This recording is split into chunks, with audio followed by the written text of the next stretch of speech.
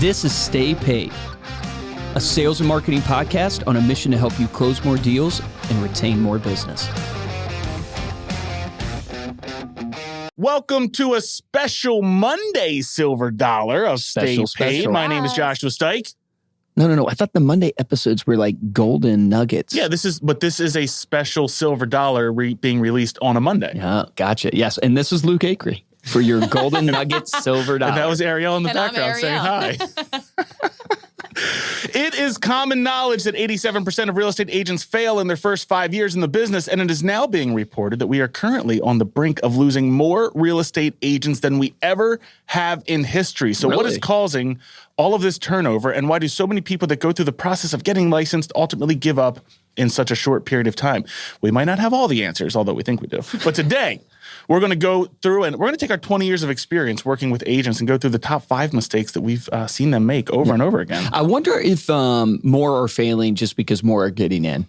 Like it's the era of HGTV and $1 million listings. Well, we're definitely seeing it now just due to the inventory shortage, right? People don't have listings, so they're looking for other opportunities to obviously career paths. We'll talk about this a little bit, but it's like people just get into real estate with such false expectations. Yeah. Like, and that's really any business is you think you can, as they say in the olden days, hang your shingle and the prospects will come. Show up, yeah. People will come. It doesn't work that way. Nah. So here's, like I said, we're going to go through 5 mistakes. We're going to have a bonus tip at the end. But the number one mistake that we've seen time and time again is that when agents get into the business, they don't take the time to build their database, and then they don't put a system in place to manage that. Yeah. So the most important thing for any business, and the businesses that will survive ongoing as technology changes, are the ones that are relationship driven. You can't be relationship driven if you're not organized and keep your relationships in some type of database. And I think it was Gary Keller, the founder of Keller Williams, when the pandemic just happened and he started doing this training series and stuff like that.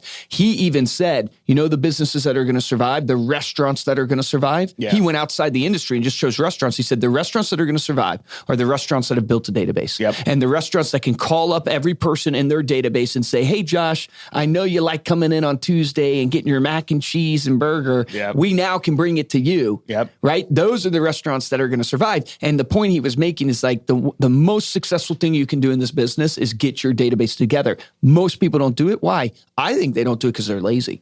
I think they don't do it because they literally, what happens is it's so difficult to get the name and address or get the addresses, get the email addresses that they just delay. Everyone is looking for the easy way. We see this all the time where we'll even get requests for, because we offer data, so we offer some phone numbers and email addresses. We'll get requests for phone numbers and email addresses of people's past clients. They'll say, can you match up the phone number and email address for my past clients, versus taking that time, building that relationship, and keeping those people in a database.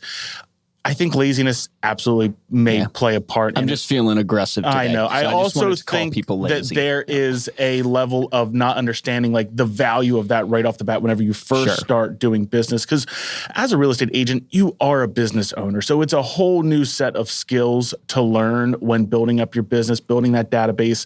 But it does speak volumes in the sense that it's 4 to 7 times more expensive to get a new client than to retain your existing clients. So that just really elevates the importance of keeping your database and keeping it up to date. Easy way to get addresses. If you're wondering, hey, how do I get addresses from people? Literally call them up and tell them, hey, I wanted to get your address because I wanted to send you a gift. Yeah. And like for us, we send a customizable magazine right on behalf of our clients, but you could literally send them a birthday card. You could collect their information and say, hey, Josh, I realized I don't have your birthday information. I don't have your address, and I love sending birthday cards. I want to send you a card. What's a good address for you, and what's your birthday? Yeah. And you collect that info. It's Everyone super will easy. Respond to that. And if you don't have their number, Luke, I don't have their number. How do I do this? Go to social media, DM them on Facebook, DM them on Instagram, that same thing, and you'll get their address. Absolutely. Number 2, we've seen this a lot, but buying everything thrown at them and not committing to working the system that they buy. Yeah, the shiny object syndrome. When you're first in the business and you don't have knowledge, you believe everything out there.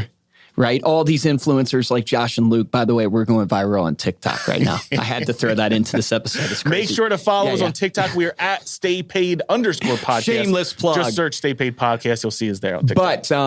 But what happens is you're impressionable.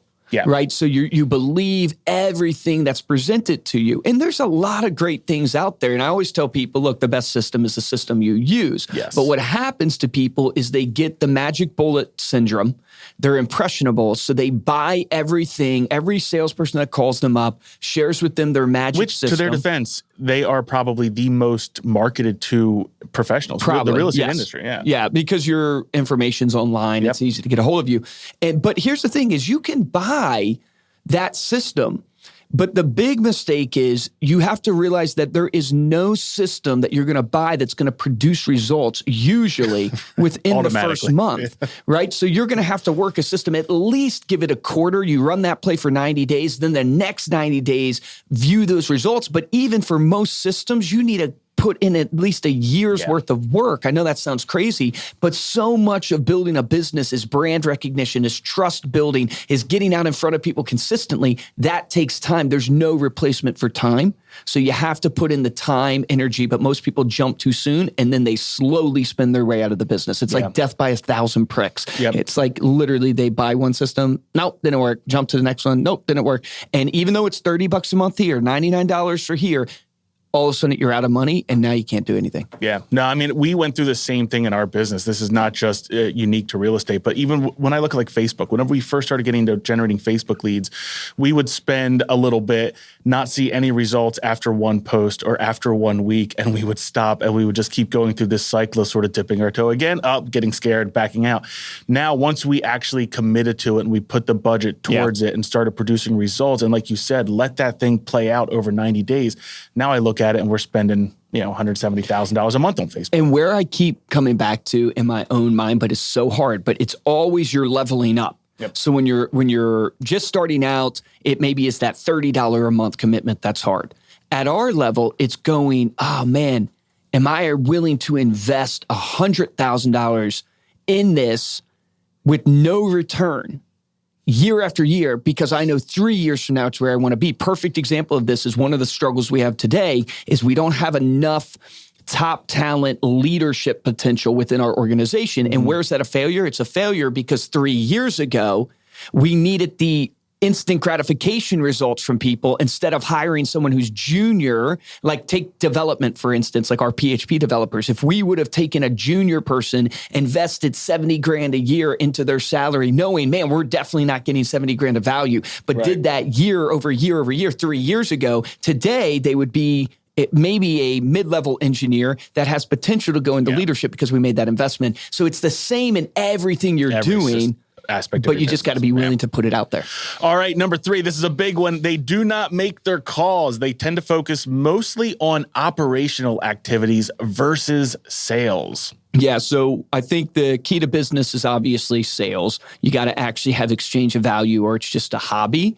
So how do you make sales? Well, you have to have relationships with people. How do you get relationships? You have to have conversations with people, get to know them. How do you have conversations? You got to talk to them. Yeah. I say make your calls. It could be face-to-face door knocking. It's really that prospecting activity, making your calls. Most people, they wake up and what they do is they do busy work. They're scared of making their calls, so they give themselves an excuse and do busy work. What's busy work? Oh, I got to have the perfect logo. Oh, I need to look over my contract. They put between the time of getting a client, that call and getting a client, they put so much space between there. They put so much excuse where really you need to come up, get that close as possible. And people are like, if you're not watching a YouTube video, I'm doing this thing with my hands right now. So Luke's hands are uncomfortably close to each other. No, we released our episode with the Real Estate Fight Club team, Jennifer and Monica, today, the day that we're recording it.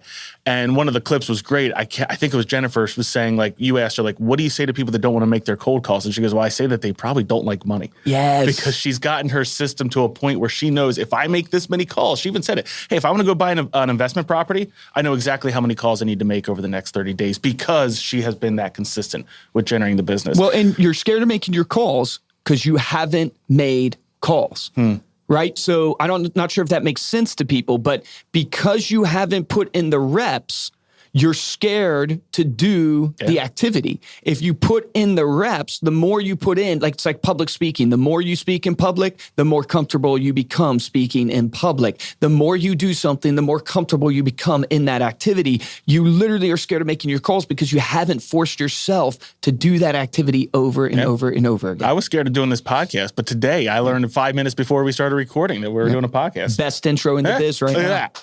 Number 4, they do not treat real estate as a job or a career. They show up, they set a time, they don't show up, set a time, complete a test. So basically holding oneself accountable to a schedule, to an actual profession. Yeah, this is the pain point I was talking about when we were introing in. The HGTV era, the $1 million listing era, they see this TV show, they see Flip or Flop, or, what is it, Joanna Gaines, what is their show called? Yeah, Fixer Upper. Fixer Upper. They see these shows, and the shows make it look really luxurious and easy. And I hate to say it's just not like that, but it's not like that for the majority of people. And they get into job with that type of hobby type expectation where you can just do your passion and do the hobby. And they don't realize, no.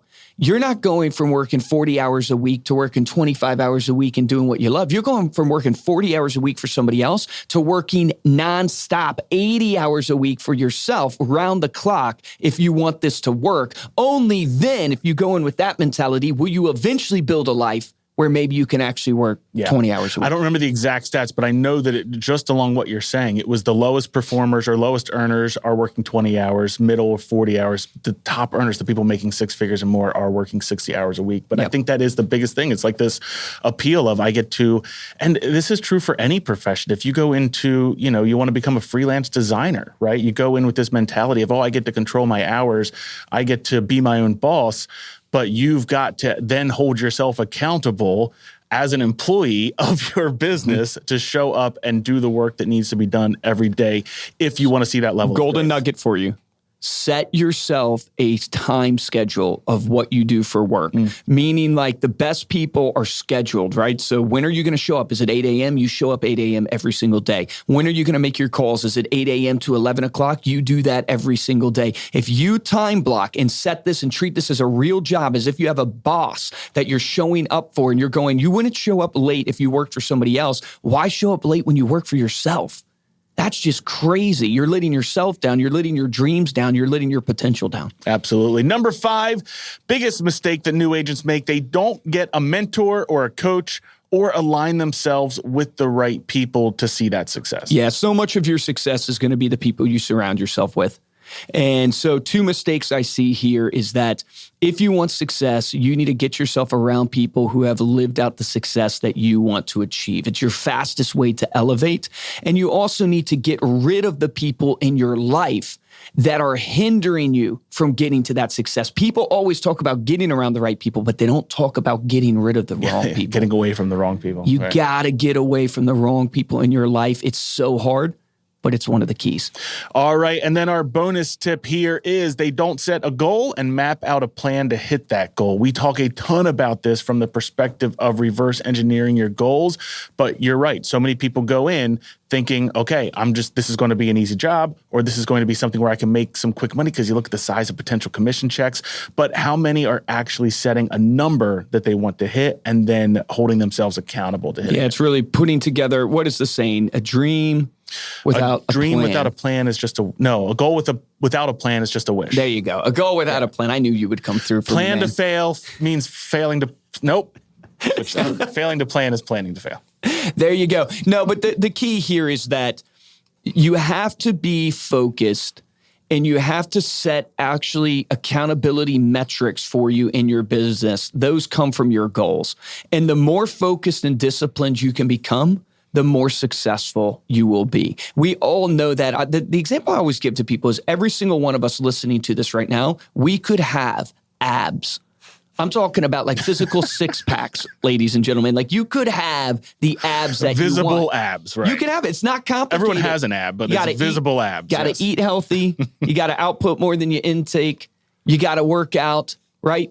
It's not complicated. Right. But I would bet that 98% of us listening to this do not have abs. Why? Because it's extremely difficult to hold yourself accountable to those metrics that you need, right? And so you have to set these type of goals, put accountability standards into your life and into your business, and the results will ultimately be what you want. But I will tell you, if your reward that you're going for, if your why that you're going for, if that goal that you're going for is not big enough to overcome the pain, you will never get there. So you must set a goal that is big. Anybody can be a superstar, as Peter Taunton says, if the bar is low. The bar is set at the ankles, Yeah, if the bar is set at the ankles, anybody can be a superstar, right? So the goal has to be big enough to overcome the pain that it's going to take to get there. Absolutely. Love it. Well said. Thank you so much for listening. You can head on over to staypaidpodcast.com for the show notes and the video of this episode. And if you like this episode and want to support the show, you can go to Apple Podcasts, leave us a 5-star review along with a comment to let us know how we're doing. And the best way to show your support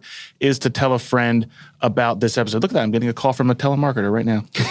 You should answer live on the podcast. They're making their calls. Look at that. Speaking of professions and new endeavors, my friend designed. So this is kind of a new thing for him. He designed an invisible airplane. I don't really see it taking off. But if you want to get hold of me or Luke, you can email us at You actually got a real laugh out of Ariel there. You got a real laugh. It's been a while. I'm always so nervous. They've been rough lately. The past few, Gabrielle actually sent us a message. We send all of our audio over to Gabrielle so she can help us out with the show notes for each episode. And at the end of the recording for the last one, I forget what it was. It was the Sally. It was the Sally Seashore or something like that. Seashells one. Yeah. At the end, I said, can we circle back to that? Because I don't understand. So I'm always so nervous that when you say a dad joke, I'm going to have no idea what it means. And I'm going to have to fake laugh. It's this new dad joke calendar. This new dad joke calendar is not good. So if you guys are looking to support the show also, you can send me over a dad joke calendar. Our address is 1100 First Avenue, Suite 200, King of Prussia, PA, 19403. Come visit. Come say hello. If you want to get a hold of me or Luke, you can email us at podcast@remindermedia.com, or you can find us on Instagram and now TikTok.